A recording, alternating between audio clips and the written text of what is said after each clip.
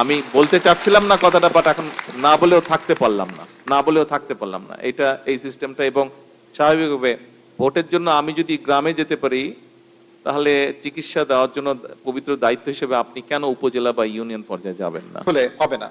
সুস্বাস্থ্যের বাংলাদেশ গড়ে তুলতে হলে স্বাস্থ্য সেবাকে নিয়ে যেতে হবে জেলায়, নিয়ে যেতে হবে উপজেলায়, নিয়ে যেতে হবে হাওড়ে, বাওড়ে, পাহাড়ে, পর্বতে। কিন্তু বাস্তবতা হলো আমাদের উপজেলা হাসপাতালে চিকিৎসক এবং মেডিকেল টেকনোলজিস্টদের তীব্র সংকট রয়েছে। যন্ত্রপাতি আছে, জনবল নাই, পোস্ট আছে, মানুষ নাই।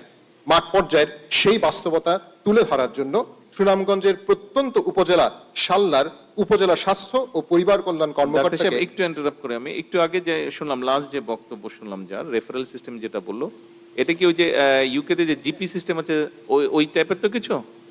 এটা তো ভাই আপনাদেরকে করতে হবে।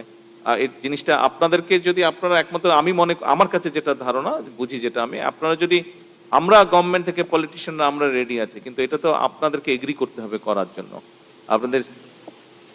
আপনাদেরকে এগ্রি করতে হবে, বিশেষ করে বড় ডাক্তার যারা আছেন আপনাদেরকে এগ্রি করতে হবে যে হ্যাঁ আমরা রেফারেল সিস্টেমে যাব।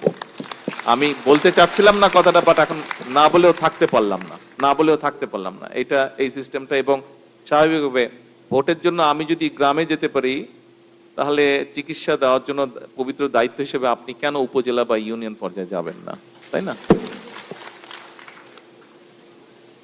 ধন্যবাদ মাননীয় প্রধানমন্ত্রীকে। আমার মনে হয় যে আমরা ধীরে ধীরে ওই জায়গায় যেতে পারি যেন টারশিয়ারি হাসপাতালের বহির্বিভাগে রেফারেল ছাড়া রোগী যেন না দেখা হয়, এবং এই ব্যাপারে হয়তো আমরা একটা নীতিগত সিদ্ধান্তে পৌঁছাতে পারি।